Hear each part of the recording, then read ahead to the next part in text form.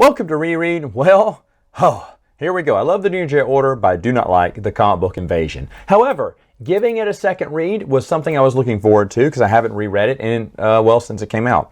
I'm going to start with issue 0, then go through the first 5 issue series. Issue 0, some Chiss and some Wookiee whose names are already forgotten just after reading this, carry a message from one dead race. There's a warrior saying they wiped out our race. Hopefully this last message will save others. Now that warrior is actually not dead. We know this because number 1 issue came up before number 0. That warrior will come in later on in the storyline, but they intercept this holo message and try to give it to this other planet, Antorius, which is the planet that is where Finn and his family are from.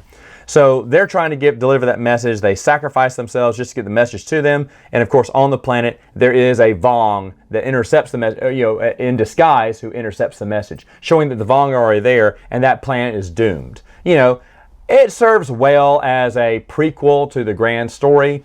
It's fine. Sometimes zeros are just a waste of time. I didn't feel this one was a waste of time. I actually enjoyed this book. Okay, issue 0. Okay, so let's get to that first 5 issue series. In number 1, basically Antorius is invaded and the family split apart. The queen and the sister get captured by the Vong. The king and his son escape. You think the king is dead. The king's not going to be dead. And of course, Finn makes it out. Now, Luke Skywalker comes to kind of rescue him because I guess they're still out in the Outer Rim, if you're looking at how this takes place. And like I said, I haven't reread the books again after this, but I know Luke took a non-offensive stance. But maybe early on, he was still trying to defend these Outer Rim planets. I'm stretching my reality here and saying maybe there's a chance Luke would still be out there. So he grabs Finn, brings him into the academy, and this is in issue 2. He's studying with the twins. He says the twins need it to get some extra, sharpen their skills because they're going to be big in this battle. Okay, all right, they're there. Of course, Finn is in love with Jaina. Okay, whatever. I don't care. And they fight a Sith beast. There's his robot. His name is Prowl. He's supposed to be funny, but I just don't find him funny. I mean, he's like, maybe it's a bunny rabbit. And he goes in there and he starts zooming off as this beast is behind him. And he's like, it's not a bunny.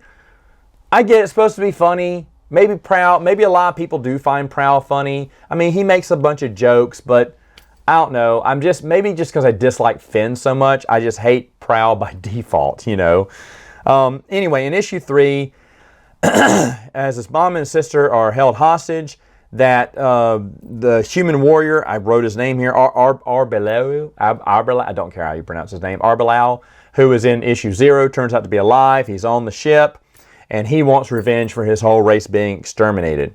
But the human warrior kind of looks at the prince and goes, there's something different about you. He knows there's something strange about the princess.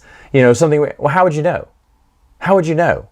And why would he say that now? It's supposed to add mystery, something that is never explained to us, by the way. It's never explained to us. I know it was eventually supposed to be revealed. Maybe in the next story arc it was. But I don't know. Anyway. Meanwhile, Luke and Finn go to rescue people from the Vong, and Finn has a lot of anger in him, but he doesn't kill the Vong. And this is, everyone's saying, Luke, why do you want to bring this kid? He's brand new. He's getting a crash course in the Force. He went, so did I. And Luke can't help but think of a younger version of himself with Finn. This is what I hate. I hate all the pandering to Finn. Isn't Finn the best? Jason and Jaina automatically love him. It's going to get more sickening as time goes on. But you take Finn out of the equation and make this a story just about a family whose world has been torn apart by the Vong. It's not bad. It's not bad. Issue number 4, his sister starts a revolt on the ship. And of course, Finn is still kind of flirting with Jaina. And in issue number 5, some kind of homeless man, his name is Dre, knows exactly who Finn, looks at him and he knows who Finn is, Finn really is.